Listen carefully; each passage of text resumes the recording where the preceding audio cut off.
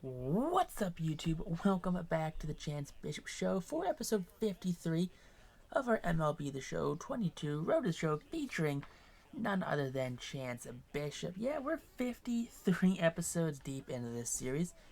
And I'd say we're about the halfway. No, we're not quite the halfway point. No, you know what? I'd say we're about the halfway point of this series. You know, I don't know actually. I don't know where the halfway point in the series is, but hey, former teammate Jared Kalenic right there. Now in the Mets, I guess he went back to the Mets in theory because that's kind of where he got drafted to originally. And they traded him for Edwin Diaz, and yeah, now here we are wrapping up our first season as a Marlin. Jose Barrios is on the mound, 12 and 6, 372, buck 96 on the season. Not bad. Dude's gonna get 200 innings pitched. That's not bad for a starter, especially in times like these, and starters don't really go that deep into games. You have your 7th, 8th, and 9th inning guys. All you need really a starter to go 5 or 6 innings. Outside of that, they're just not really needed to go that deep anymore with how these arms work in the bullpen. But hey, Bishop gonna do his thing. He's gonna get some slap hits. He's gonna hit for a bit of pop. Might not be over the wall pop, but this is definitely just line drive deep to right field kind of pop. Missing the grand slam, but hey, we tied the game up 2-run double. Good for Chance Bishop. Playing that defense right now, give him that solid D. Something that every team wants from a second baseman, just solid D. Just give him the D, make him nice and easy, and just call it a day. That's all you need, really. Now here we go. Let's go on Oppo. Oppo Taco right here. Back, and not quite gone. That's going to be an RBI game-tying double here in the 7th. And we do win. Griff McGarry gets the win, his 3rd of the season. Good on Griff. You like to see it for the good old Grifster. Well, there he goes. He gets the W. And now we're going to send out Edward Cabrera. And Edward Cabrera just does not sim well. 609, buck 52, 180 hits, a 175 whip, 187 strikeouts, 87 walks. I mean, he's got more strikeouts than innings pitched, which is wild because it seems like a lot of pitchers just don't get strikeouts for whatever reason. You'd see a lot of guys with like 190 innings and like 130 strikeouts, which I mean, I understand not everyone's going to get a strikeout an inning, but like that big of a discrepancy, that just seems wild to me that they're going to have that big of discrepancies. Now, 5th inning, we're down by 3 runs. Let's get a double play now. Get us out of this inning. To second. Over to first. There we go. In time. Nice big arm. Bishop can bring us to within 1 right now, and that's going to be a fly out to left. He comes all the way in to make that catch. Now, Sean Reed-Foley, not the greatest pitcher, but he's going to get a chance to ground into an infield single. Nice infield single right there. We do drop this game 10-3. It wasn't much of a fight, honestly, from the Marlins. I mean, just the pitching just wasn't there. Top prospect, Max Meyer. Okay, he's had a rough go of it this season. 31 starts, 12 and 13, 481, buck 72, 163 strikeouts, 78 walks. I think the walks in this game is the problem. That's what I genuinely think the problem is. Because it doesn't matter how good a pitcher is, they're still getting like 50, 60 walks a season. And then you have you look in real life. You look at some of these pitchers and you see like Roy Halladay would go 33 starts and he'd allow 30 walks. I think Aaron Nola did it this year where he had 33 starts, only had 35 or 36 walks. Really good pitchers don't walk that many batters. And it just seems like there's just no really good pitchers in this game. But Bishop, though, has a chance for the inside the Parker, but no, they got to it pretty quickly. We probably could have scored. I mean, if we kept going, he didn't hold up based off that bad relay home. But we missed out on the inside the Parker. Now going to center field, right to the center fielder. Caught in the air. Not even any running involved, just lackadaisical fly out, really. Top of the 9th, down by 3. Come on, let's get the outs here. Let's get to the bottom of the 9th. Let's walk this bad boy off. Let's get some W's, and let's hopefully secure ourselves a playoff spot. That could be hopeful, right? I could definitely be hopeful. I mean, hopeful is, I don't know if that's Chance's middle name, but perfect situation right now. 2 outs, 2 on, deep fly ball, right center field, and warning track power. If this is any respectable ballpark, that's a home run right there. This game is tied. But no, we could not do it. Yuri Perez, same thing here. Look at that. 477, 13 and 14. Buck 79 strikeouts, 81 walks, 171 innings pitched. Buck 63 for hits. So he's got less hits than innings pitched, but that 142, 43 whip it's not cutting it.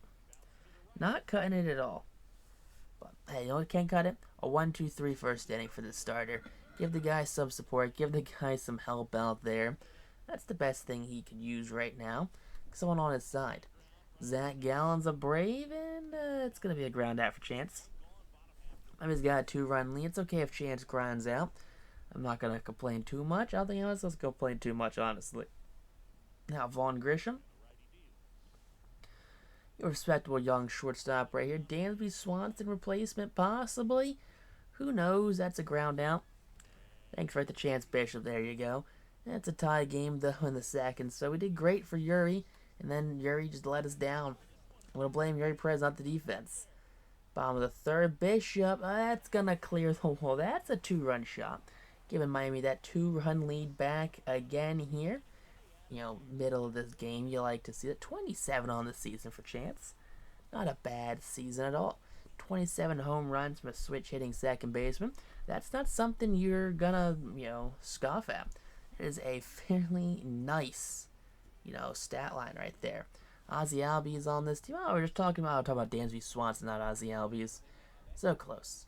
7-2 the score is now. That ball goes all the way to the wall. It gets a bit of a trickle, but Bishop's got himself a nice stand-up double, an RBI, and the Marlins are up 8-2, which means the next game, if we don't blow this game, next game we're gonna get shellacked like 15-1.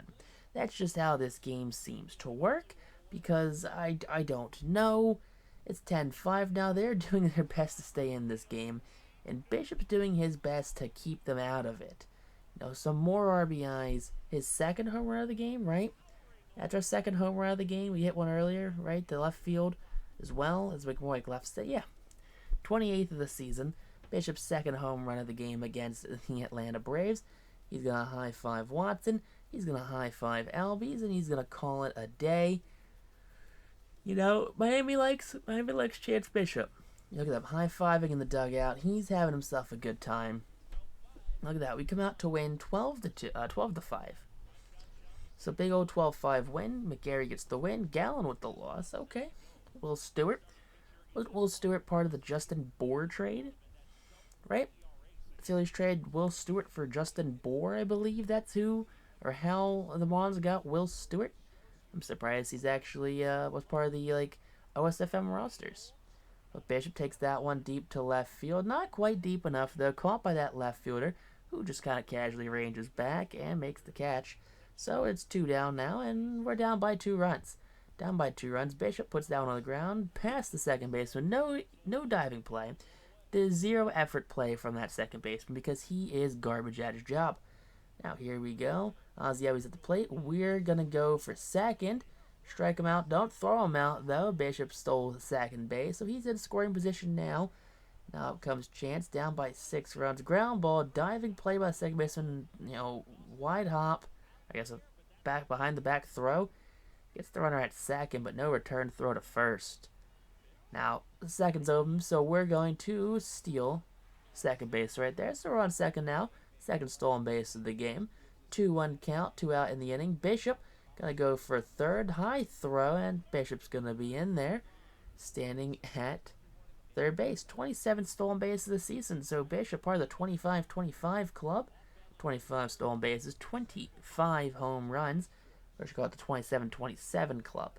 27 stolen bases, 27 home runs. Can we make it 28-28 club? Oh, baby, we can. That's 28 stolen bases. That ball kind of skips in the center field, but the second baseman's covering. Gets that play right there. Now here we have bottom 9, down by 5 runs. Bishop can't quite do it all himself, but he will He's going to be the out again. Final out to end another game in this episode.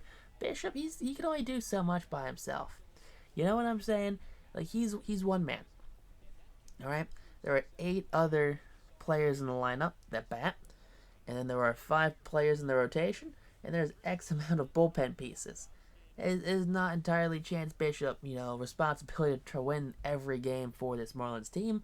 The Marlins, though, they don't make the playoffs. The Rangers defeat the Diamondbacks in the 2030 World Series. What a strange World Series matchup that is, but good for Texas, though.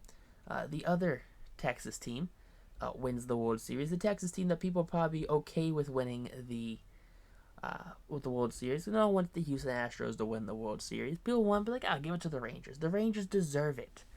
That's what I'm saying. Like, come on, give it to them. Be that guy that allows them to just flourish in their current role.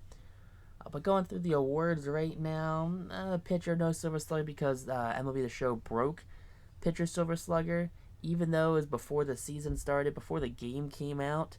It was, oh yeah, we're gonna have a DH the whole for eternity now, and then MLB The Show never put an update in, never cared to fix that little glitch right there. Sixto Sanchez, okay. Former Marlin, former Philly top prospect. I see what they're doing up in here. They're pulling themselves a good team down there in Texas. Texas had a lot of the awards early on as we spun through that first row of, we got some, look at that, catcher, first baseman, okay.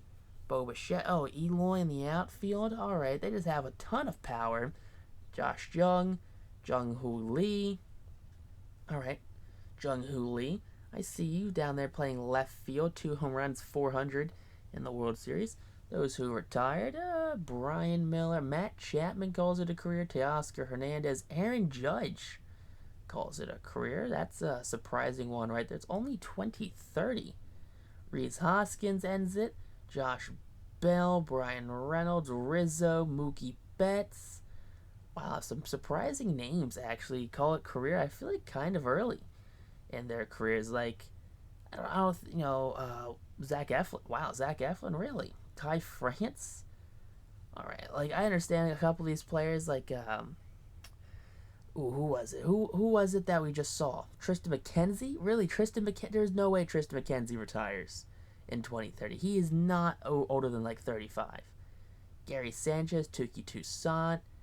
Dude, there is a ton of players that I feel like should be doing better. Mike Trout retires after 20 years. 570 home runs right there. No Hall of Fame for Judge. 38 steal. I mean, that's insane, some of these retirees. I don't believe that all these players are going to retire. I think retirees broke